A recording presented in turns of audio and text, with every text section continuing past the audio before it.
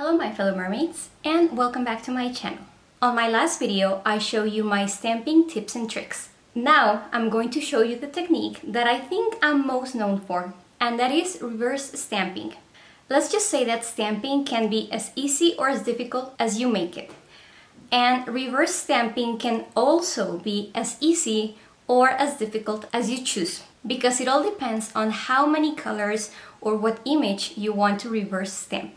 Now, before we get into the video, I'm gonna tell you a bit more about what reverse stamping is. As I said in my last video, I just showed you the basic stamping tips and tricks, how to achieve stamping design just using one color. Reverse stamping works the same, in the way that you still need the same items to pick up the image on your stamper and transfer it to your nail. But instead of just using one color, you're basically coloring an image. And my number one trick when it comes to reverse stamping is using the appropriate brush.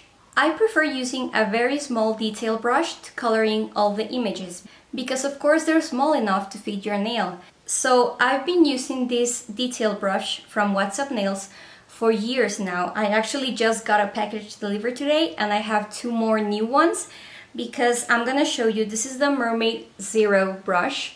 It's this one. And here, it's the tip of the brush. It's so small that the camera can't even focus, but it's very, more than small, it's very skinny, so you can really get in the details of the image you're choosing to color. And I get this asked a lot, actually, what do you use to color the image you're going to stamp?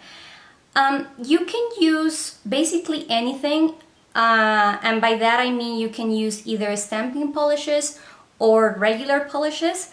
I prefer using stamping polishes because, one, I've noticed that they don't smudge the design as often as regular polishes does, and that just, my guess, it's because stamping polishes are much more pigmented and thicker than regular polishes. So the regular polish can maybe spread a bit and it's not as thick. So that can kind of make the outline of the image get smudged before you apply it. So, of course, if I'm looking for a specific color and I don't have it on a stamping polish, I'll use a regular polish. There's no rule about it. But I've noticed over the years that using stamping polishes reduces the risk of you smudging the design. And of course, what you shouldn't do is press the tip of the brush to the stamper and drag it, because that's going to make you smudge your design. That's just a given.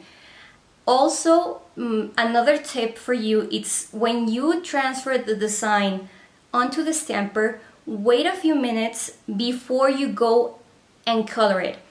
Why? Because even though stamping polish dries very quickly, that's what I told you in my first video, that you need to work quickly when it comes to transferring the design to your nail, because stamping polish dries very quickly.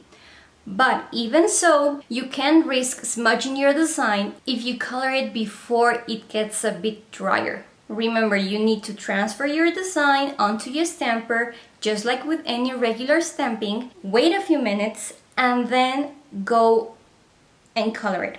Now I'm going to show you a design I did using the reverse stamping technique, of course, and I hope you like it. I really love the end result. I think it's one of the sweetest designs I've made. You will see why. So let's get into a tutorial. Let's begin this tutorial by taking off the protective layer of the plate so we can use it. I chose one of the latest UberChic releases. This one is Do Not Worry, which features an array of beautiful and delicious images inspired by donuts.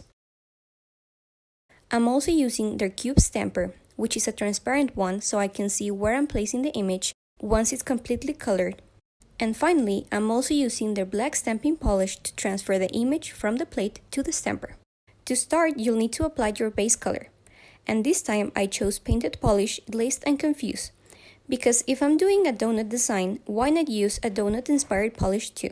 Now I'm going to go ahead and transfer the image I want to reverse stamp, which in this case is this lovely lady in the corner of the plate. so I just apply my stamping polish, scrape off the excess, and pick it up with the stamper. Since some of the other designs of the plate got transferred too, I just take a piece of tape and remove them, so I'm just left with the image I chose. While I wait a few minutes for the image to dry on the stamper, I'm going to clean off the plate. And just like on my last video, I'm taking my cotton claw to grab the cotton ball soaked in acetone so I don't mess up my nails with it. And I just rub it on the plate to remove the polish so it's all nice and clean. Like I said before, I'm using the Whatsupnails Mermaid Zero detail brush.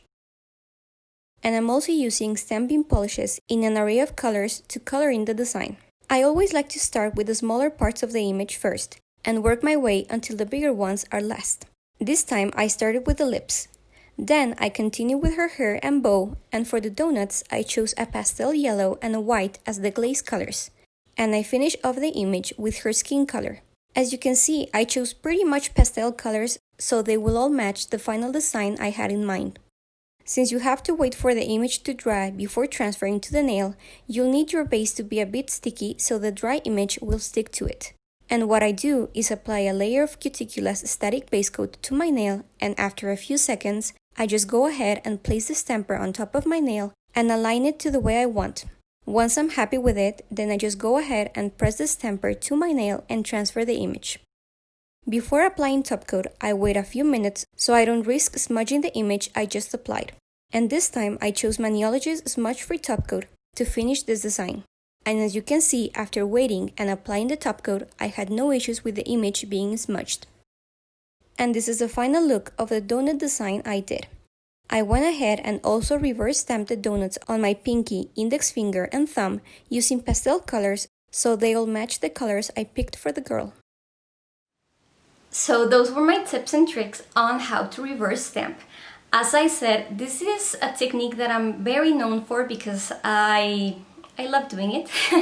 I really love coloring all the different images, but like I said before, it takes a while, and it is a more advanced technique, of course, than just stamping a regular image with just one color because, well, it involves a bit more time and precision than just transferring the image.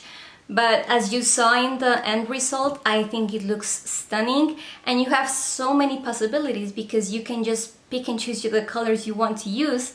For the same image, you can use many different colors. So just let your imagination go wild and try it, because I'm sure you're going to love how it looks. And before I go, I have been asked this question a ton here and on my Instagram, and that's what top coats do I recommend using so I don't smudge my designs. Now, before I show you the ones that I recommend, you have to, just like with the regular stamping, not the reverse stamping, just like with the regular stamping, you have to wait a few minutes. I wait between 5 to 10 minutes before I top coat, because you don't want to risk smudging the design that you just colored.